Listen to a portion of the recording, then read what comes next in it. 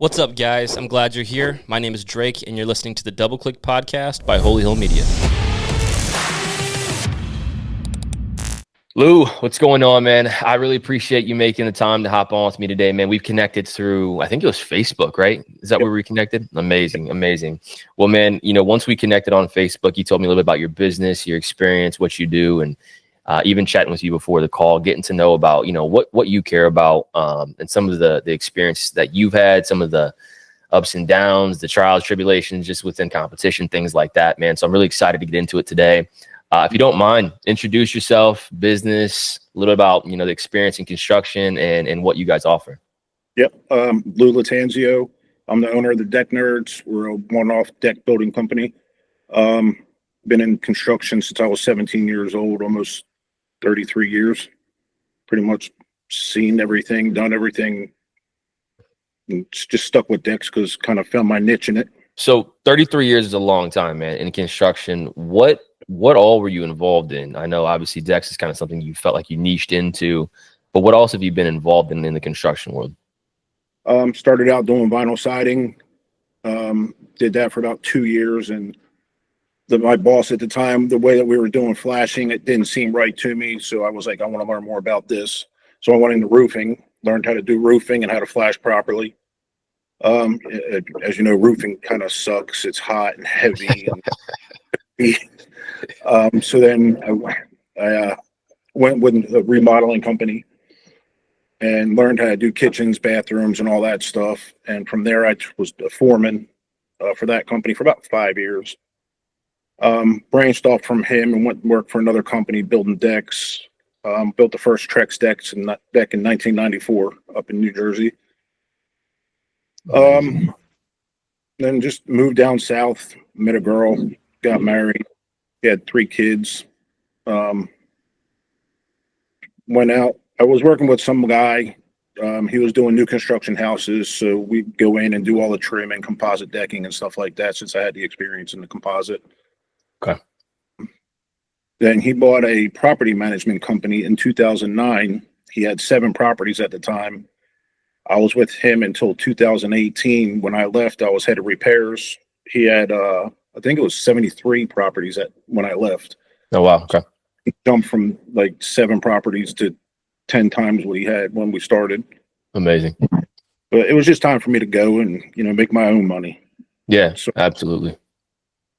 So went out and started a business, and my first job was a house remodel, which was pretty cool. And then it just took off from there. Awesome, man. So to mention, your business is a family company though, right? Your boy works for you. Yeah, it's me and my son works for me, and we just brought on another guy named Dalton. He came in from Scotts Hill Hardware. Amazing. Okay. And let's talk a little bit about the specific decks that you do, right, in the areas that you serve. Obviously, it's in the South. You know what I'm talking about, North Carolina. I know you kind of told me you've got, these goals this and next year to really expand in the surrounding counties, the surrounding cities, areas. Let's talk about the specific types of decks that you do, just to clarify that, because it's not just a little, a small deck in the backyard leading up to the porch or anything like that. You're doing a little bit bigger decks, luxury decks, correct? Talk to me a little bit about that. Yeah, we don't do any treated wood. Okay. Obviously all our framing is treated, but no pressure treated decking. We do all composite and PVC decking. All one-off. We don't do any cookie cutters. Everyone's custom.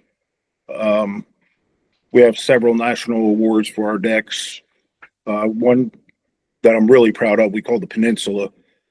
And that was kind of a challenge. We had to meet the camera regulations to get our proper square footage into the backyard.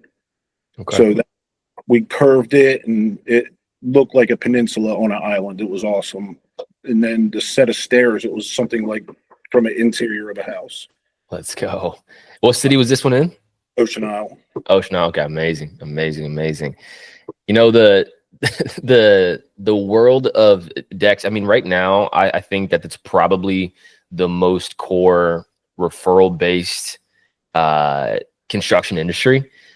Specifically because obviously when one's done, it's usually one of the things that stands out from a property visually, right? Of course, aside from like exterior remodels and things of that nature, but we talked about this before. You're getting a lot of referrals.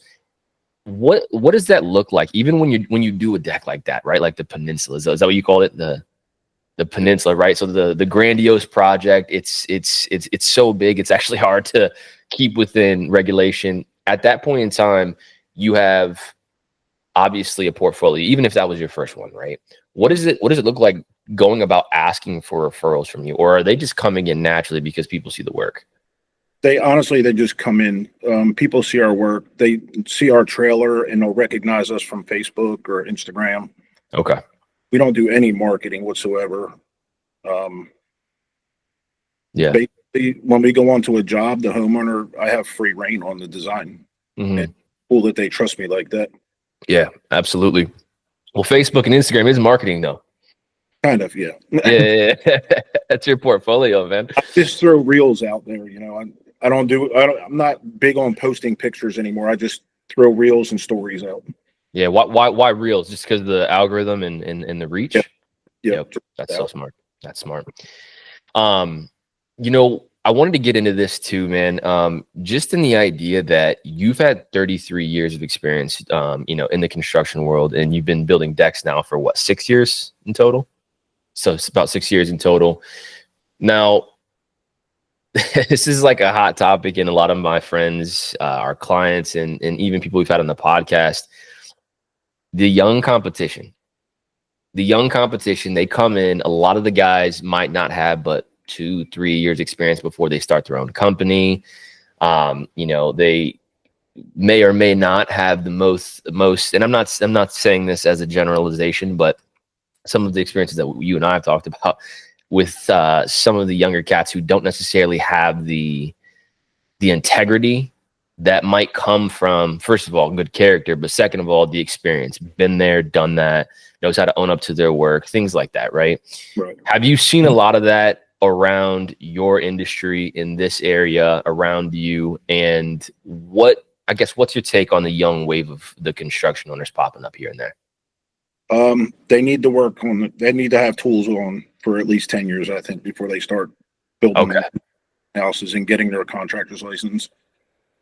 10 years plus. So you think that just the experience within that 10 years of being on site, working under a crew that's experienced, learning, not just learning the trade, but learning how to conduct themselves in the workplace. Tell me a little bit about that. What is that 10 years? What would you hope they develop in that 10 years?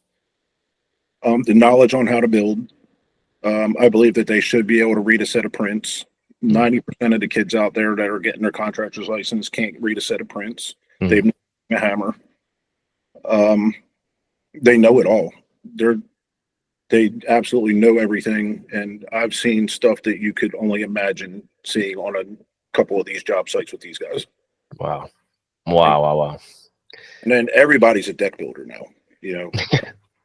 When COVID hit, all of the marketing or all of the people were putting money to the outside of their house because they couldn't go to the bars and the clubs anymore. So that's when deck building really became popular around here. And then, you got all these new companies coming out and these kids starting up and they're just destroying it. Yeah. Totally destroying the contractor name. Yeah. And you think that's, mainly just not worrying about doing good work, just trying to make the money, get to the next job. And absolutely. Okay. Now, what specific areas, really quick to backtrack, what specific areas have you built in so far, like city-wise? New Jersey and Burlington County. I worked some in Pennsylvania, North Carolina, South Carolina. Okay. So all over though. So not necessarily focusing on a specific city or region, mainly just kind of anywhere within this, because you're rooted in Wilmington. Where do you live right now? I'm south of Wilmington, right on the North Carolina, South Carolina border in Canada. Gotcha. Okay. And so the referral network is mainly coming from you posting on Facebook, people seeing your projects, people talking about the projects that you've done for them.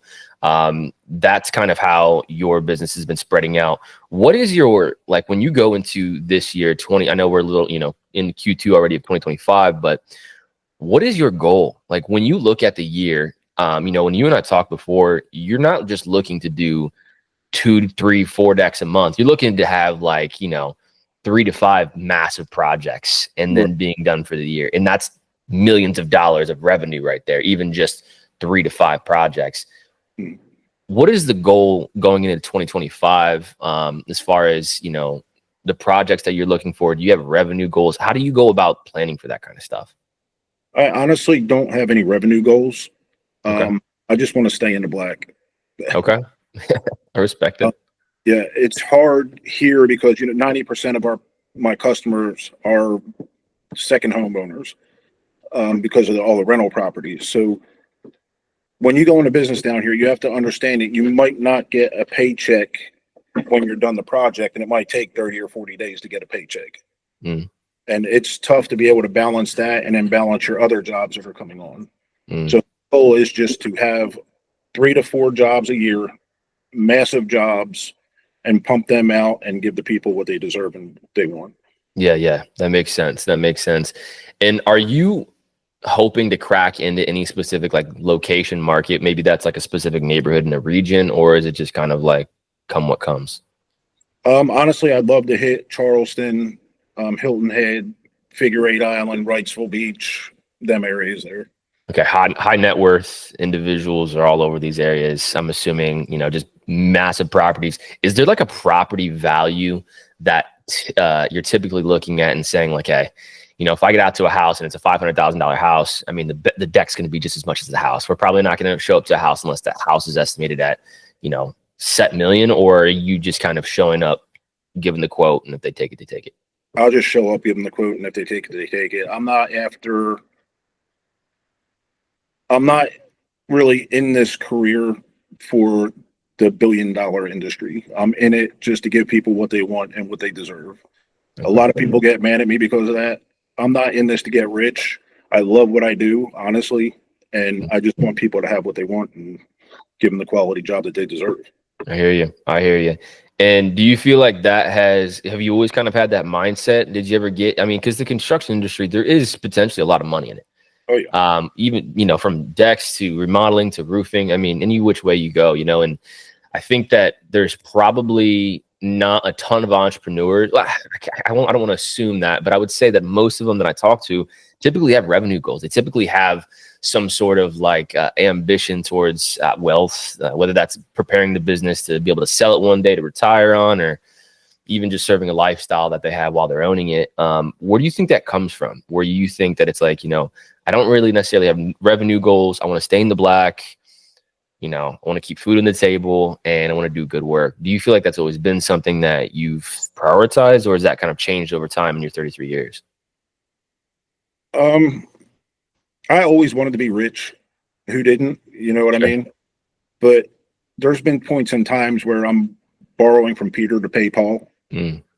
And as long as I'm doing that and still making it, I'm fine with it, honestly.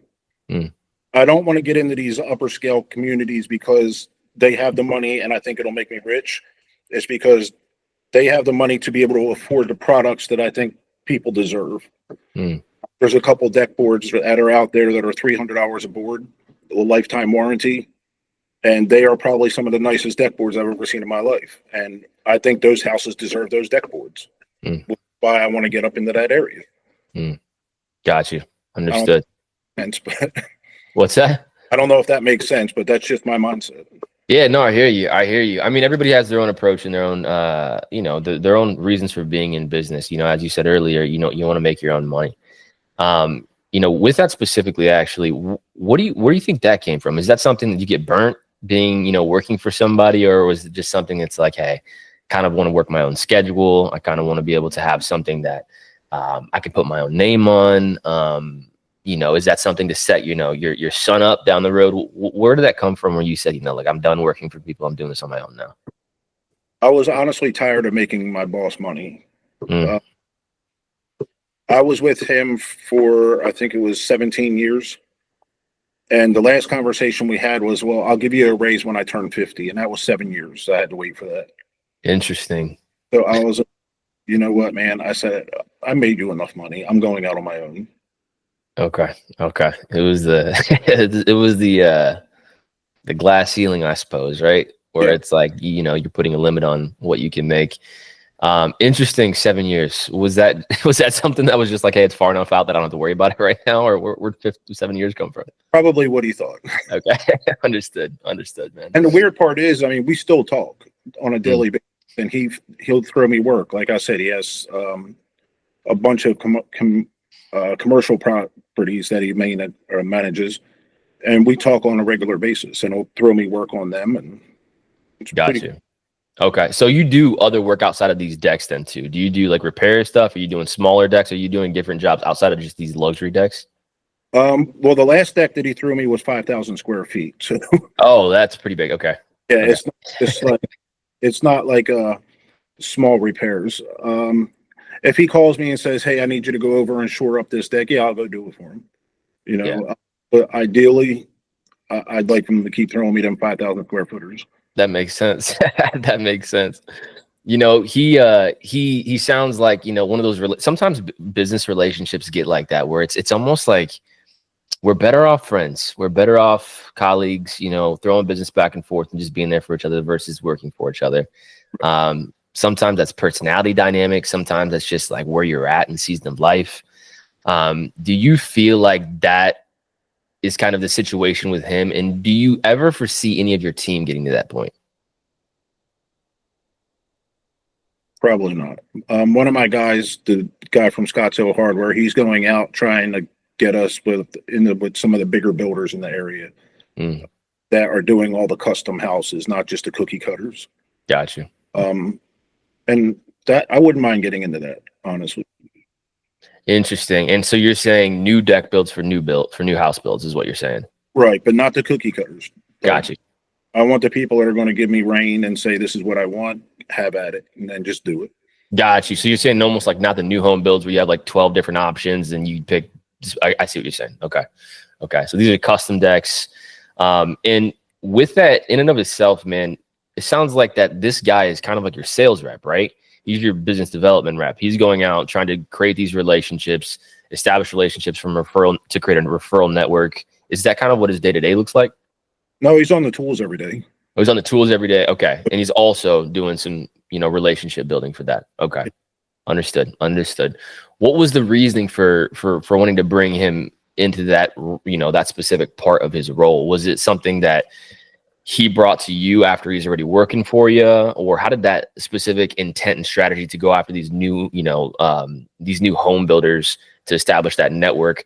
Where did that come about? Where did that conversation start? He honestly just did it on his own, and I was kind of fine with it. There are a couple of the builders that he's leaning in towards that I wanted to get in with, and they're up in Figure Eight and Wrightsville Beach. Okay. They're the big names up there. So Yeah, absolutely. Figure Eight. Tell me a little bit about what you know about Figure Eight. I've heard a lot about this. I heard a lot of people that, you know, they want to crack into the market there. I know there's a lot of money there, but I mean, there's also some big names that live there. Tell me a little bit about Figure Eight. I've only been in Wilmington for about a year and a half now. So I'm still becoming familiar with you know, geographically and just kind of like the culture of the layout. What is about Figure Eight? I know there's a lot of money, but there's big names there too, right? And it's an island. yeah, it is an island. That's about all I know, and that there's a lot of money there. Fair. Okay. Pretty much that area, from what I gather, is if you have something, your neighbor wants that and better. Mm. You know, say take iPay for instance, the Brazilian decking. It's becoming harder and harder to get and more expensive as it goes on, and it takes a lot of maintenance. Well, we have a deck board we have access to that has a lifetime warranty, and it's readily available, and it's just as nice as the iPay and just as expensive. Mm. So if you can offer that to somebody as opposed to the iPay, which needs maintenance and everything like that, of course they're going to go for that. You know. Yeah, absolutely. Personally, ideally, my goal is to stop people from having to do maintenance on their decks and just go out and enjoy them. Yeah. Yeah. One and done. Yep. One and done. All you have to do is pressure wash it once a year. Yeah, absolutely.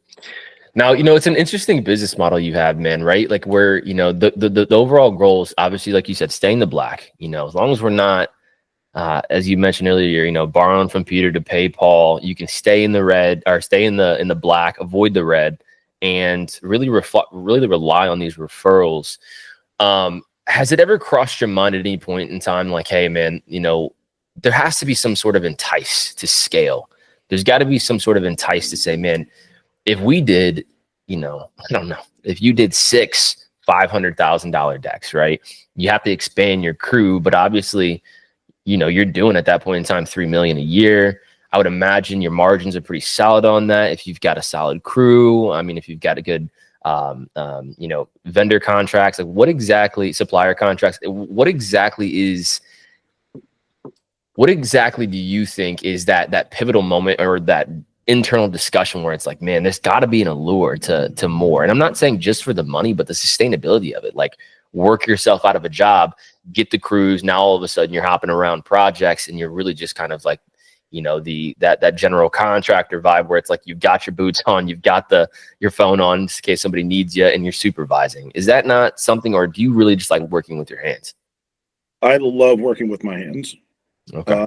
I had at one point in time 13 people working for me when I was doing kitchens and complete remodels, and the quality goes down. You can't pay attention to every single thing. I've had 10 people working for me with the decks. Quality goes down. So I pretty much just rescaled, revamped. I touch every single deck board that goes onto the job. I touch every single piece of lumber that goes onto the job. I touch every screw and nail that goes onto the job. Mm-hmm. Understood. So I'm extremely anal about my projects. I got you. So you feel as if instead of the idea of scaling, growing, and getting to a place where you're kind of hands off supervising, you really enjoy being in the field on the project and controlling essentially the excellence of outcome. That's kind of what you value more, is what you're saying. Yep. Understood. Now, do you feel like there's inherently because I can see both sides. I really can. I can see the guy that says, hey, listen, if I'm on site, I know what the outcome is going to look like, because first of all, it's your company, right? So you're maintaining your reputation when you're on site. You're also showing up after you bid it. You're showing up, you're doing the job, you're there every day. There's got to be some sort of comfort that comes from a customer's perspective, seeing you not only show up for the quote, but also show up for the project. Do you think that I know naturally that gives you some inherent value, right? Some inherent leg up on the next guy who might not, who they have a sales guy come in and you never see the sales guy again. You just see the crew in the backyard. Maybe there's no familiar face on the project until the project is over. How do you think that compares to the guys who are like, you know what, I want to get out there. I want to do more marketing. I might get another sales guy. I want to get to the place where I'm a supervisor, not even going out on site. I know a lot of construction companies where the owner's not necessarily on site. I would say a lot of them aren't after like a certain revenue mark. What do you think the pros and cons are to your approach compared to that other more scalable building an asset where they're not as involved? How do you compare those like pros and cons from those points of views? Well, my body hurts a lot. Yeah. Okay. I know I have buddies that have 10 decking crews, and they're probably pushing out 15 decks a month. Wow. They're doing good, but at the same time, the quality isn't there, and they'll even tell you that. I know another buddy of mine in Georgia. He has 2 deck crews, and most of his projects are between $300,000 and $400,000 each, and they'll bust out about 6 of those a year. Okay. And his quality is outstanding, but them guys have been with him for years, and honestly, around here, it's hard to keep help. So if I keep help and train them and groom them the way that I want to do things, it's possible that I would go out and start doing the business side of it, as opposed to the labor side. But until then, I'm just not going to let everybody and anybody get on the tools. Yeah, well, because you care about the outcome, as you keep reiterating. So what you're saying is it really comes down to your experienced and loyal team that makes the difference in whether or not you want to scale or keep it as is. Because if you scale too far, too fast, you can't control the outcome, mainly because of the team that you can build. Is that correct? Correct. 100%. Understood. With that then, man, I know you've got two guys right now and then yourself. What does training look like? I mean, even before the training, how do you qualify somebody to whether or not you even want to hire them and bring them in? What is that process? What are you looking for? And then after you find them, obviously you can only do so much without actually seeing them work, but you have to take the chance on them to see that. What is the process in kind of figuring out if the person's the right fit? And then what does that training process look like for you? Well, we like to joke around a lot on the job, so they have to be able to joke around. Okay. Me and my son cut up all the time, so this new guy that's with us, Dalton, he came in and just clicked. I found him, my sales rep from Scotts Hill referred him to me, and he's really been a good fit in the company. He had a little bit of construction experience, has a very good knowledge of the fasteners and stuff like that, because that's what he did. He was a fastener salesman. He's been doing very well, honestly. The training aspect of it is all hands-on. Work next to me for a couple months and we'll get you where I want you to be. I don't know if it's where everybody else will want you to be, but it's where I want you to be. Yeah, that makes sense. And what are those things that you're looking for while you're working next to somebody? Is it just the fact that they're showing up, they're not complaining, they have a personality to jive with the team? Is it specific leadership? Is it looking to see if they take, initiative? Is there any specific things? Are you kind of letting the personality develop and then just trying to mold them? What does that look like? Well, there's always I don't like you being on your phone. Okay. Guys that in the past just come in and stand on the phone all day. I want you to take initiative. Ask me what needs to be done. If I'm doing something, jump in there and help me. Ask questions. I'd rather you ask me a question and then do something and not ask me a question and it be wrong, because I don't like doing stuff twice. Yeah, that makes sense. Do it right the first time. We won't have to go back, because going back is not only expensive, it looks bad. Yeah. Bad reputation and bad money. Yeah, absolutely. Yes, sir. Well, I want to go back a little bit. I want to talk just a little bit about, who Lou was growing up. Like, obviously there's this inherent desire to work hard, naturally being in the construction industries, right? You were in different construction, sectors, you could say, from vinyl siding to roofing, decks now, a few other things in between, maintenance, stuff like that. But what was it? Was that something you naturally gravitated towards? Did you just find a summer job out of high school? What was it like growing up? Were your parents entrepreneurs? Tell me a little bit about you in the early stages of your professional life, and even further back, if it has any sort of influence to where you're at now. Well, when I was 13 years old, I played soccer full time. Nights and weekends was nothing but soccer practice and games. I started like a little lawn business, like every 13 or 14-year-old kid does. Well, my little lawn business was mowing 15 yards on Saturdays and Sundays in between soccer games and practice and school. That's a lot of yards. Yeah, and it was all push mowers. We didn't have the zero turns or ride mowers, and they were not small. They were probably 3/4 of an acre yards. I guess that's where my entrepreneurial side came from. My dad worked for Acme Markets, and he worked at the casinos. My grandfather worked until the day that he passed away. My mom was always a hard worker, and I guess that's where I got it from, honestly. Okay. So it was the people that raised you. You saw it, and it was kind of instilled into you. Was it ever like a spoken expectation for you, or was it something that was just understood? Like, hey, this is what we do. If we have the Lattanzio last name, we work hard. Just something that you wanted to carry because you saw it. Was that something communicated in your house? Where was, and I asked this work ethic thing because, we talk about the young construction business owners and some of the things that you've communicated to me, outside of the call, and just the frustrations of the lack of care, the lack of quality. And let me just get the next check. Let me get the next check. I've seen it everywhere. Everybody's seen it everywhere. It gives a bad name for a lot of the trades in the construction industries.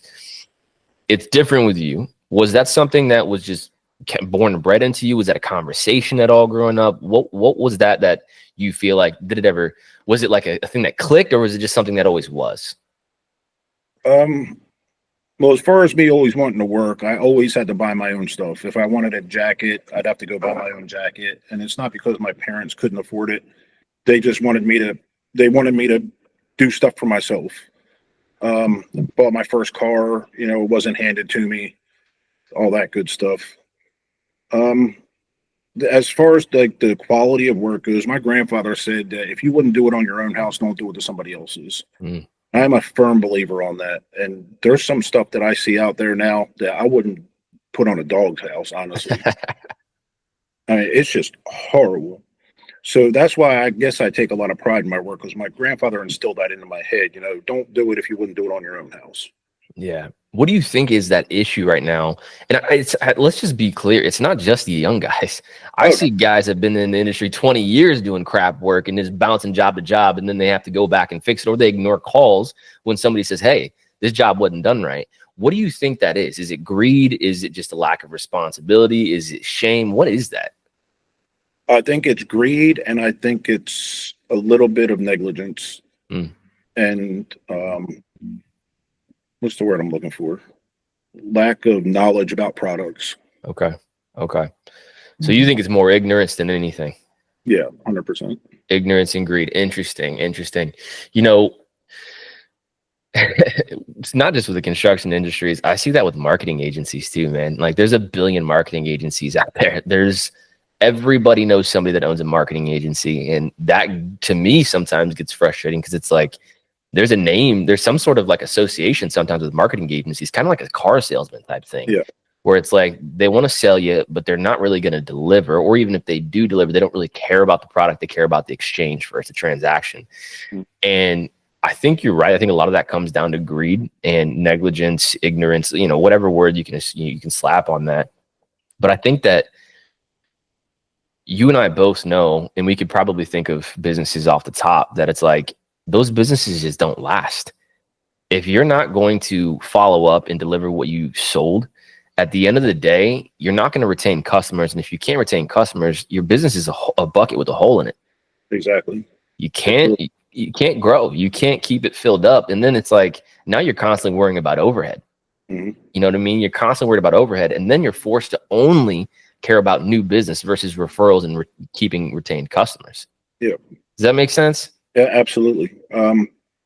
I can spit off the names of 5 deck marketing companies just off the top of my head. They're expensive for one.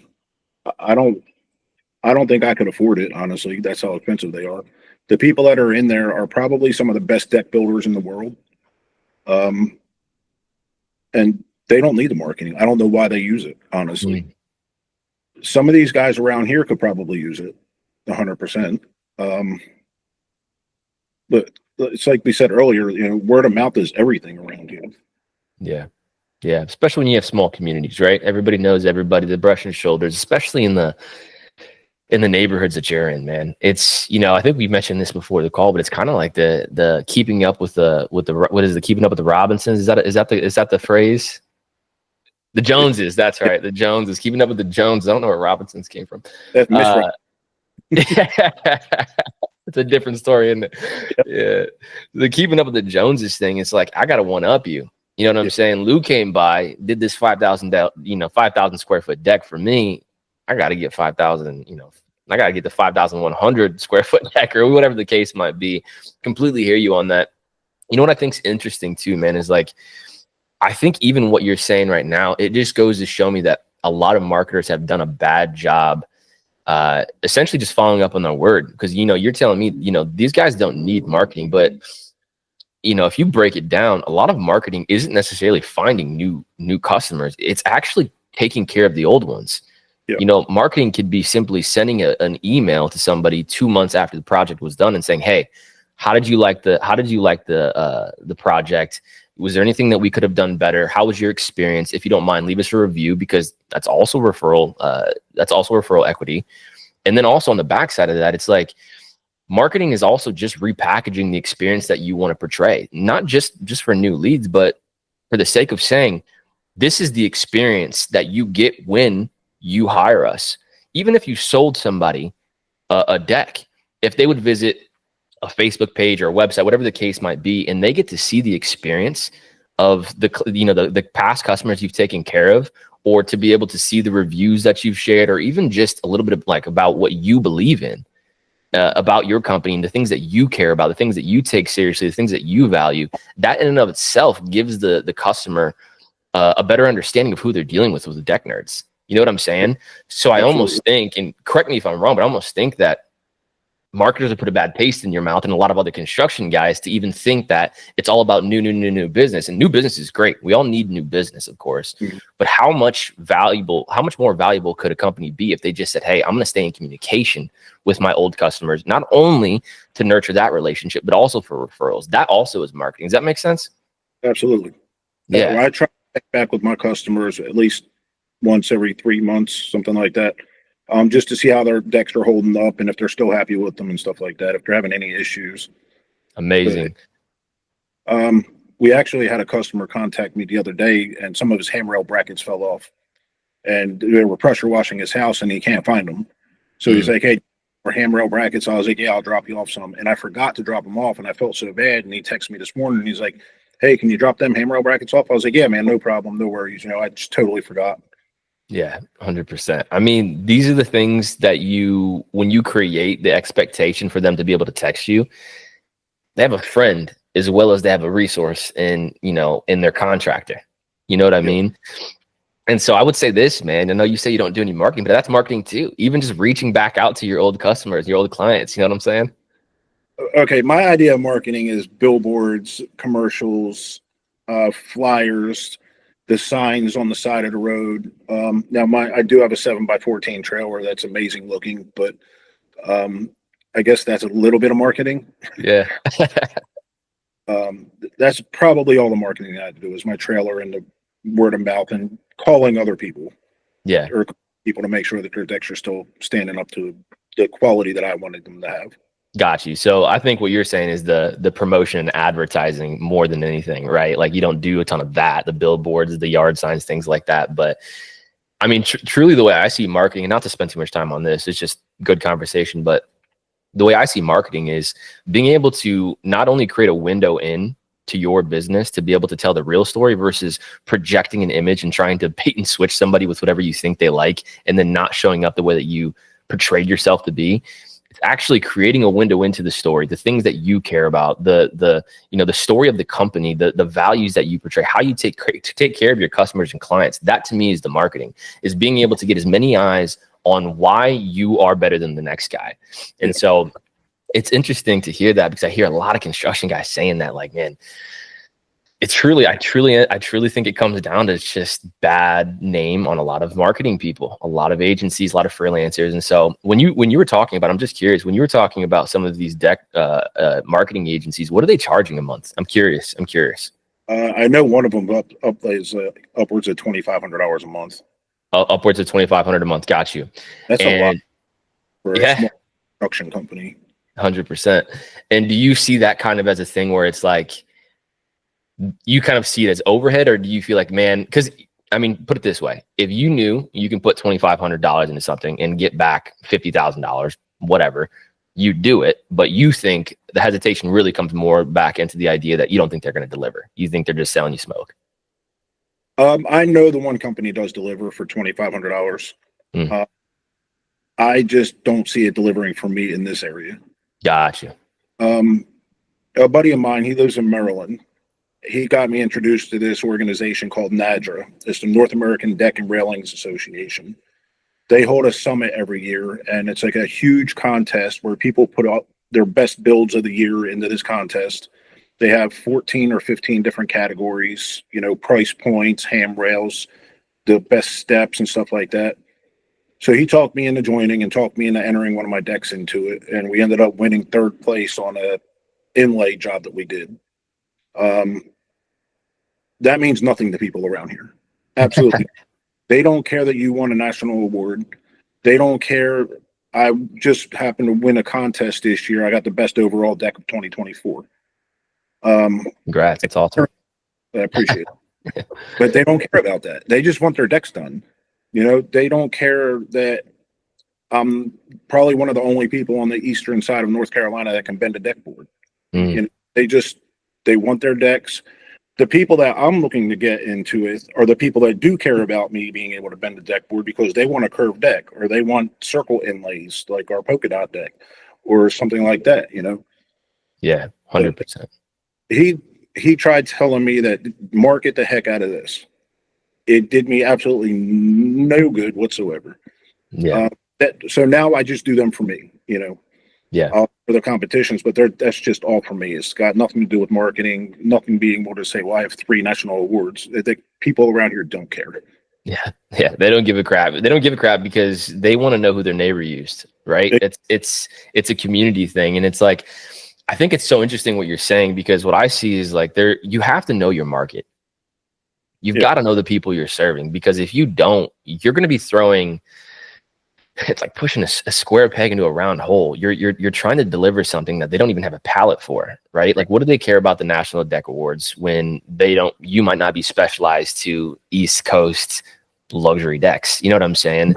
And I think it's very interesting that you're highlighting just the idea that the community and being aware of that. I mean, it matters and there's nuance. And I think that a lot of business owners know that, but I don't know if they know how to actually articulate that and how they find new customers. Does that make sense? Yep. 100%. Yeah. And when you were saying earlier too, you know, just relevant to these awards, you don't care about them from the standpoint of, I'm going to use this as marketing, but it sounds like you're also competitive. Yeah, a little bit. Go there for a second. What's that about, man? Obviously you played soccer and stuff growing up. Is it just from sports or what? Maybe it could be from that. It could be the need for admiration, maybe. I love doing these custom decks, but I also like people seeing them and saying, dude, that's really cool. You know, that feels good. Yeah. I had never had that growing up, except for my mom and my grandfather. My dad wasn't around. He left when I was 13. So I guess that's where that comes from.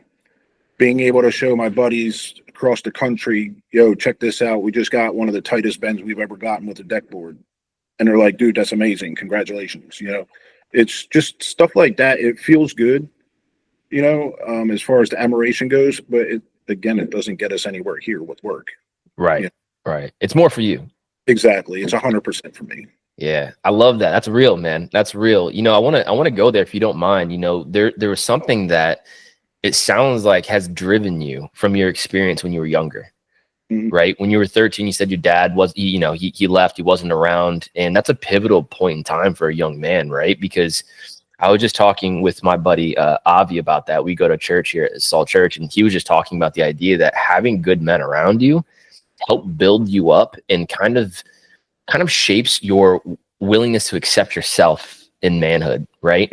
And it sounds like because you didn't get that, you kind of use that to push you in your work, right? Because at that point in time, there's that affirmation there. It's like, hey, there's almost a value proposition in saying, hey, I did this, and it almost tells you, hey, I'm valuable.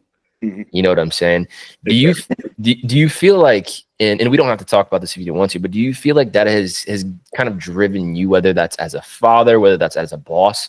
Do you feel like you kind of instill, are you intentional about being what you didn't have for the young men around you?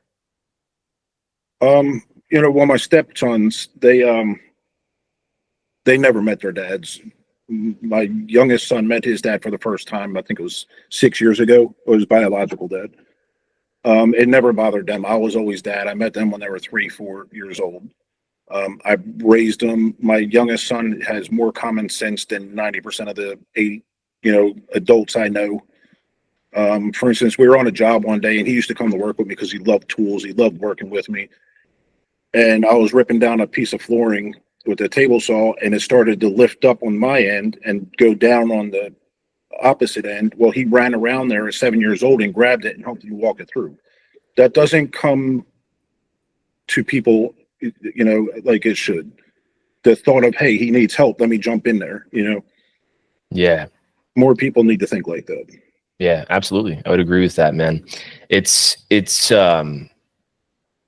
awesome to see the things that people go through and how that kind of translates into their business. You know what I'm saying? In the sense of, I mean, it could be anything, but I didn't get to experience this when I was younger. I'm going to make sure that the people around me experience this. And not only that, you know, seeing how those things are redeemed in a sense where it's like, hey, this might have been a bad experience growing up, but I can use that and turn it for good and in my work, right? Taking pride in my work because I love the feedback. I love when people tell me I did a good job. And who doesn't like to hear that? Yeah. You know what I mean? Man, I really appreciate that, man. I have just a couple more questions for you. I know you're a busy guy, so I don't want to take too much of your time. The next question I have for you is just really relevant to the guys coming into, the construction world. Maybe they put 10 years in and they're about to start their business.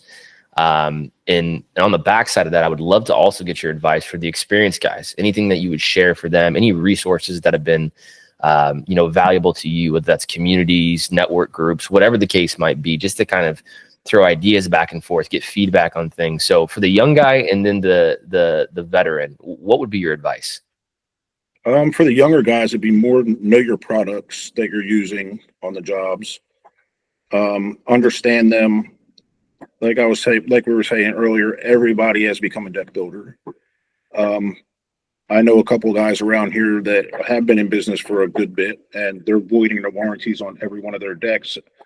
And even the building inspection department, I've had it out with them on Ocean Isle Beach because certain deck boards require a certain spacing for their stringers on stairs, and these guys are just doing them however they feel like.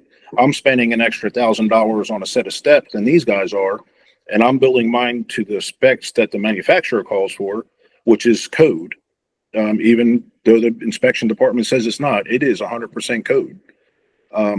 But that's how they're voiding all their warranties. They don't understand their product. They don't know the products that they're working with. And it's really unfortunate for the homeowners. They think they're getting a deck with a 35-year warranty, and their warranty does not exist anymore because your builder, voided it. And it's unfortunate. Wow. Yet these guys are still getting a mess load of work because their jobs look good, but they're not built correctly, and it's unfortunate. It's really bad. Yeah, they make for good pictures, but then their customers calling them a week, 2-3 weeks, a summer later, and it's like, hey, this board's coming up, or the warranty isn't justified because it wasn't built right in the first place. Right. And so you would say that the encouragement would be know your products, and not only that, what I hear you saying too is like have some integrity in your work. You can make a ton of money, but I keep seeing this too, and I wonder if you see this. A lot of these young, and I generally say these construction guys, I see it in beyond just decking. I see it in roofing. I see it in home remodel, things like that. I also know a lot of really good guys who do the job right the first time and they actually care about the reputation. But these guys do great for 1, 2, maybe even 3 years, but eventually they run out because they're not getting any referrals because they've made a mess of all their work. Yeah.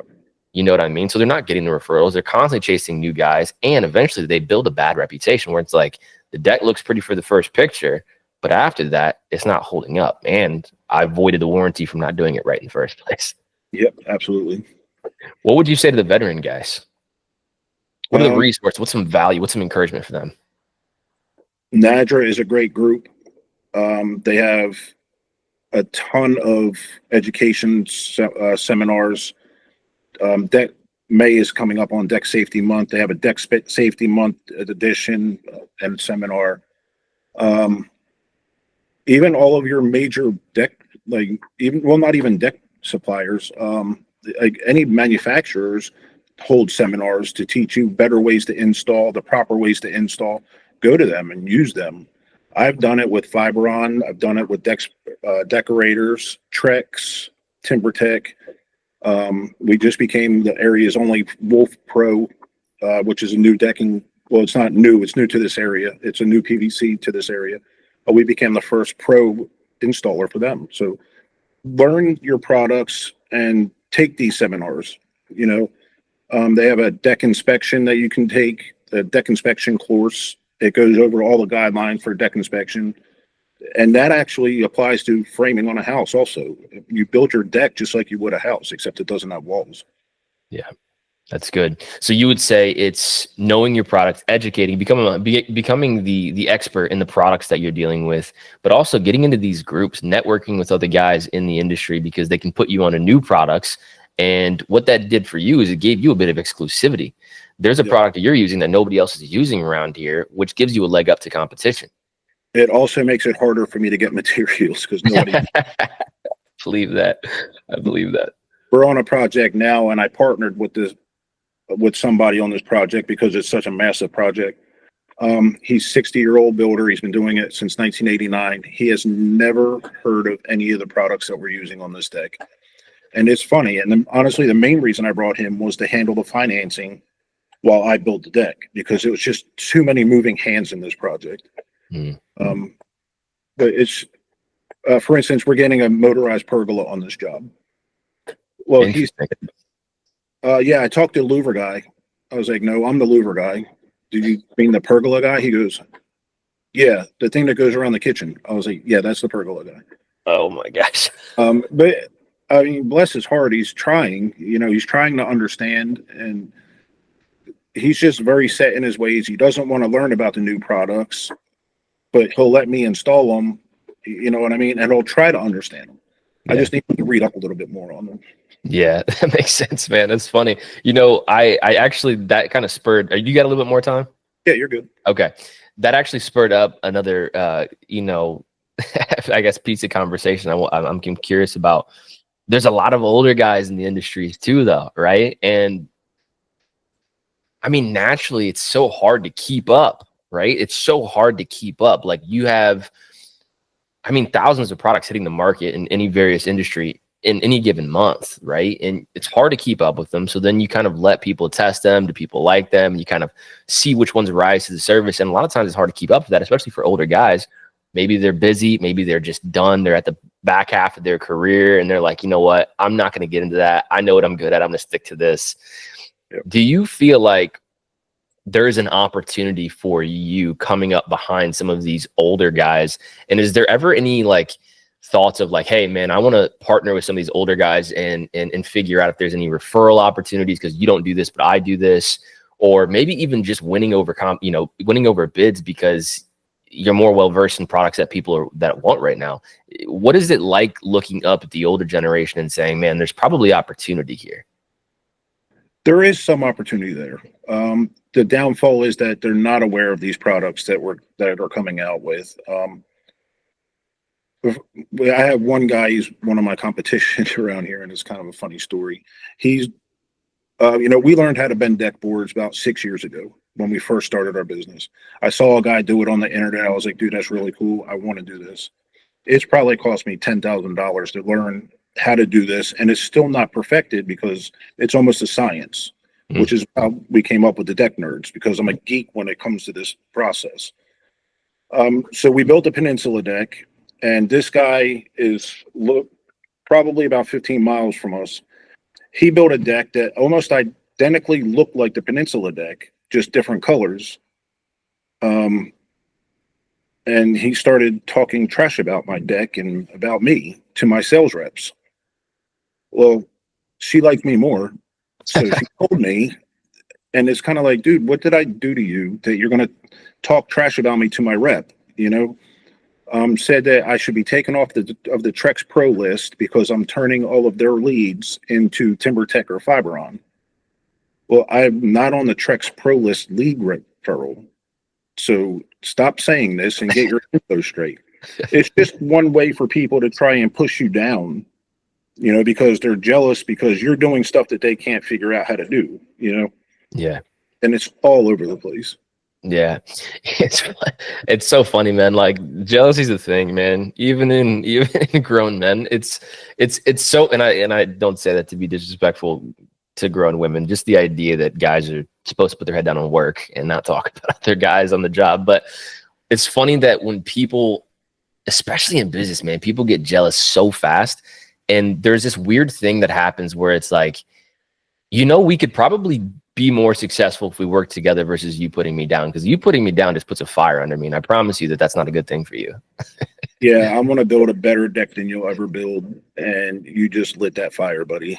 Exactly. I've gone through the jealousy thing also. I won't lie. I recently was driving through Ocean Isle, and there's this house that I wanted to do the deck on so bad. It was a nice halfway wrap around. It was just it would have been an ideal deck to, have some creative ingenuity on. Well, somebody else was doing it, and I was so jealous. I would drive by it, and I would look. I'm like, oh man, what kind of deck are they using? What clips are they using? It's just, it hit me that day, and it hurt a little bit. That's all right. I think that's healthy competition more than it is jealousy, man. I get that.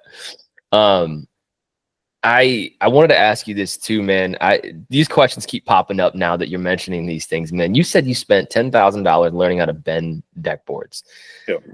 That honestly, it made me think about two specific questions. One, you know, how much do you think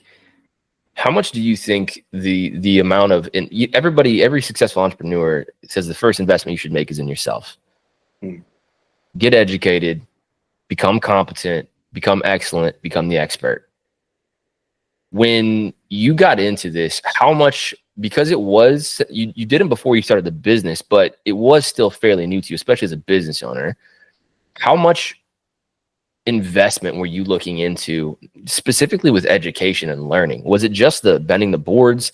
Was it something you were like, hey, I'm hungry for knowledge, I want to know it all? What was that like in the early stages of your business, really just learning more? And do you still have that same drive and fire today to say, hey, I want to invest in my education for myself, for my team, to know more, to be better?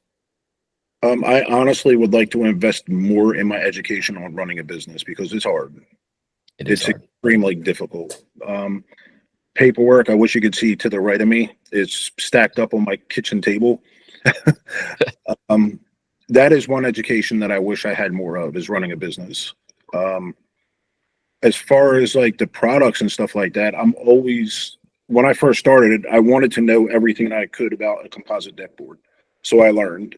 I took courses online from Fiberon, and I learned all of the tricks and trade on how to install these boards to the most efficient way.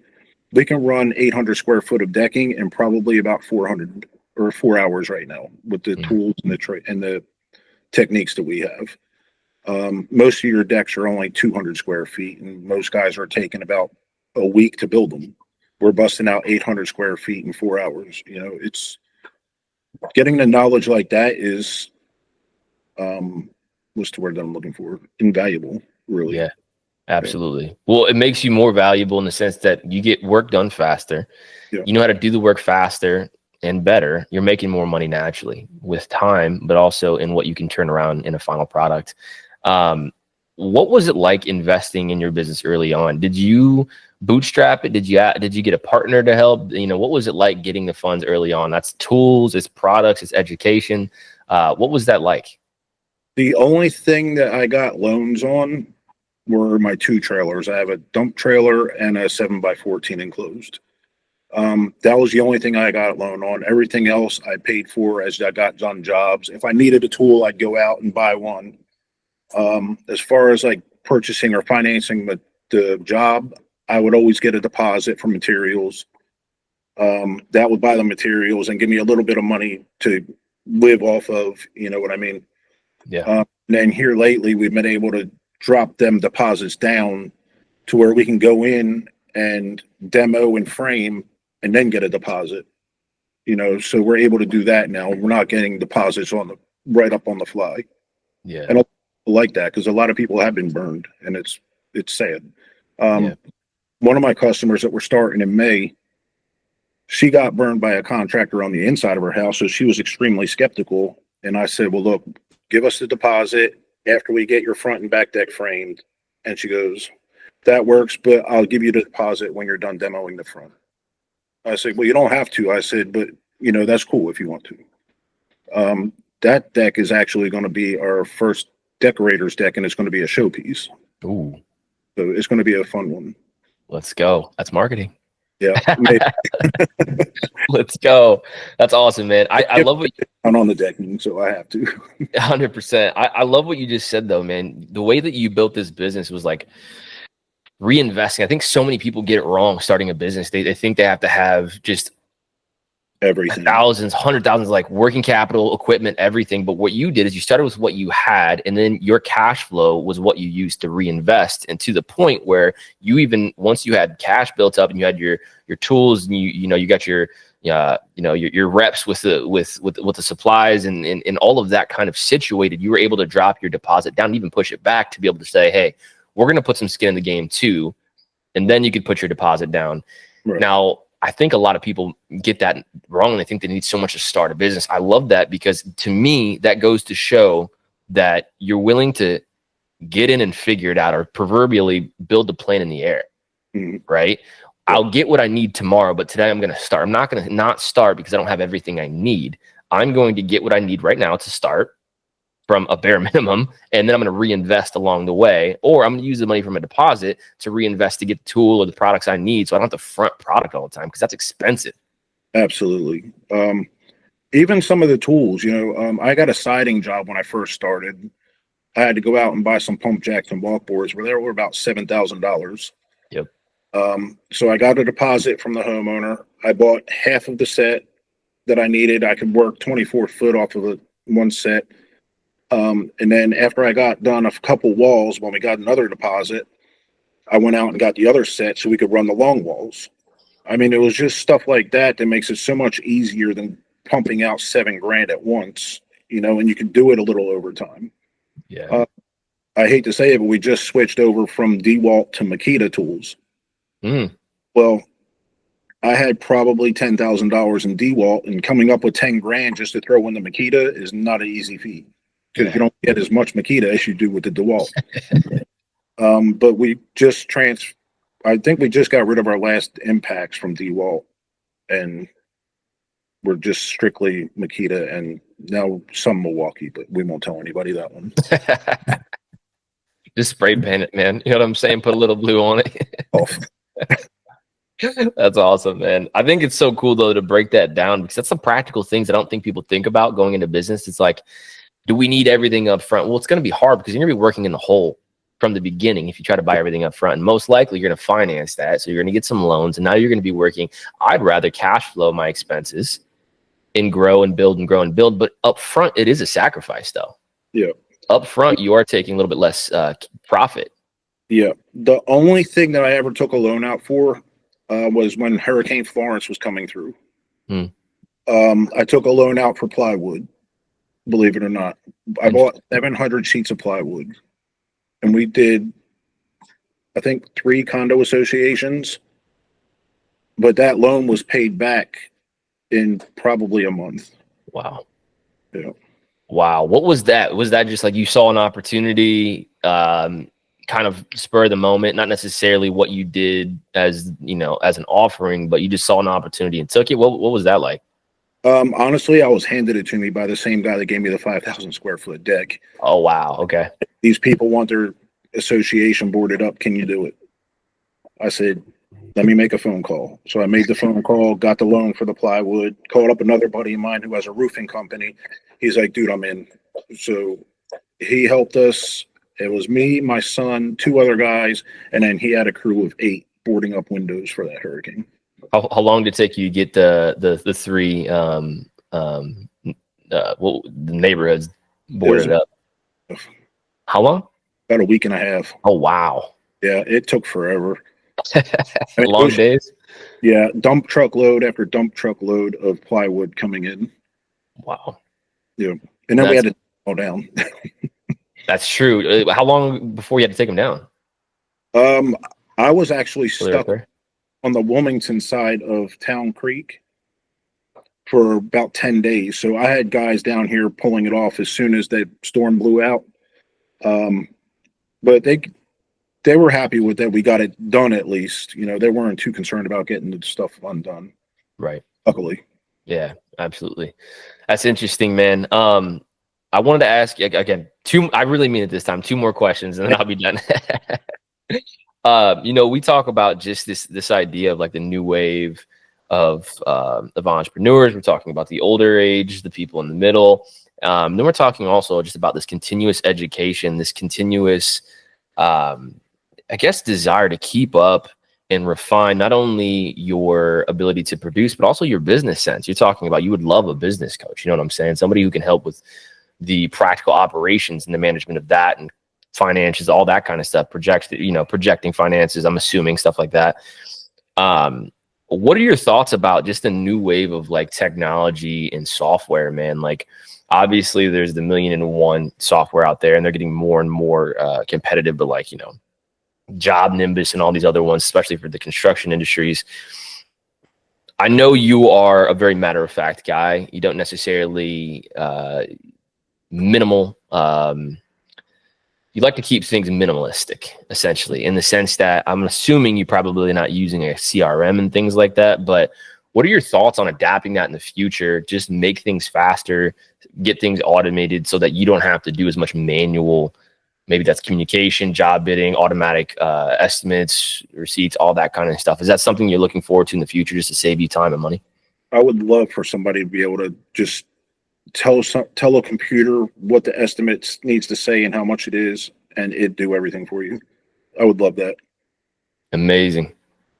I do use AI every once in a while for some of my estimates because, let's face it, I dropped out of high school and I'm not the sharpest tool in the shed. I'll admit that one. But yeah, I would love that if that was possible. As far as like the automated stuff, I love doing the manual labor, so I would never want to see that. There is a roofing machine that came out. I don't know if you saw that. I heard about it. Haven't seen it. Pretty cool. It's like suction cupped onto the roof, and it'll pick up a shingle, put it down in 5 nails at a time. Yeah. But it does take a while. It's not like us where we can put down a square of shingles in an hour, you know. Yeah. And the insurance on those things are probably crazy. Yeah, they're probably really heavy to get on the roof. Yeah, that too. That too. Well, you know, it's interesting that you say that kind of stuff, man. Like the automation, even just the AI and just kind of being able to like the estimates and stuff like that. Like there's tools and stuff like that out there. And it sounds like that's the stuff that like you want to work to, you know, as you guys grow, to be able to just eliminate some of like the human error, the time it takes to break all of those things down, some of the number work, all that kind of stuff. Those tools are out there. I think it's interesting though, because every business owner, even you said you want to stay in the black. Mm-hmm. So every business owner inherently cares about time and resources, right? Yeah. And so it's so interesting to me that a lot of the blue collar industries are so hesitant to implement some of the AI and automation, because it's like, I get it sounds weird. I get it sounds a bit Elon Musk for most people, but I also know that like what it comes down to is there's so much opportunity for minimizing overhead, saving time, eliminating human error, and also positioning you to just work on what you're good at. Mm-hmm. You know what I mean? Because now all of a sudden you're building, instead of relying on skills and training, you're relying on systems and operations that are down packed, nailed down, and they work for you while you sleep. You know what I'm saying? Yeah. That stuff excites me, man. I'm a nerd for that kind of stuff, but that stuff excites me. The only problem with that stuff, honestly, the older generation, here's a prime example. So there's a gentleman in Sea Trail. It's a local area golf course around here. He's trying to get a permit to where he can take the grass out of his driveway and put stone. Mm. Well, Sunset Beach, the only way that you can apply for a permit is on the computer.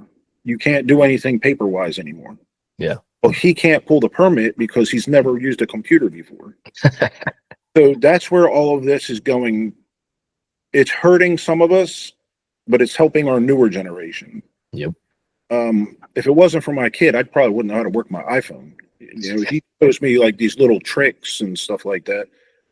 But the older generation, man, they're completely left in the dark right now. And I was tempted to go help the guy, but finally the girl at Sunset Beach was like, look, I'll help you do the application.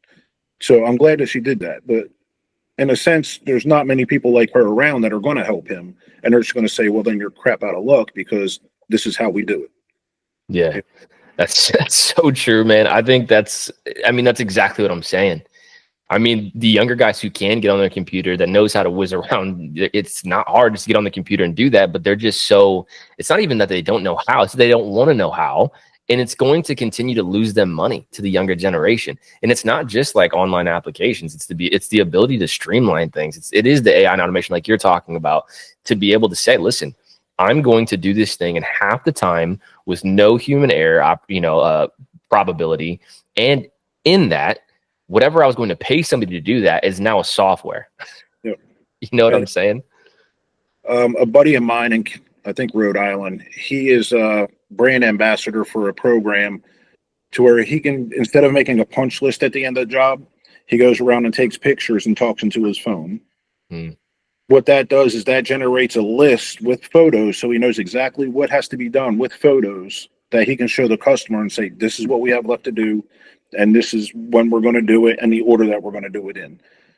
So it's some stuff like that I think is extremely helpful. 100%. 100%. Yeah, 100%. And it also gives a better client experience a lot of these times, like tools like that, a visual representation versus a written explanation. It's just easier to, first of all, it's easier to digest for one, and two, it saves so much time. Yeah. So much time. Yeah, man, couldn't agree anymore with that, man. Look, man, I appreciate just the time that you've taken to just talk to me about your experience, what matters to you in business, just kind of your even operational focuses and the things that, you know, you've sought out and valued enough to invest into. I think a lot of this conversation is going to benefit the listeners, especially in regards to just the values and the quality of work, knowing your products and things like that. Anything else that you want to share before we head out for today? Just be fair to your customers. Let's go. Give them the products that they paid for and give them the job that they paid for. Yeah, simple as that. I love it, man. Look, Deck Nerds, you guys can be found on Facebook, Instagram too. Yep. Instagram, Facebook, check them out. In and around the Wilmington, North Carolina area, building luxury decks. Give them a call. Give Lou a call. He cares about his work. He cares about his products. And yeah, man, I'm just grateful for your time today. Thank you, brother. Oh, cool. Thank you.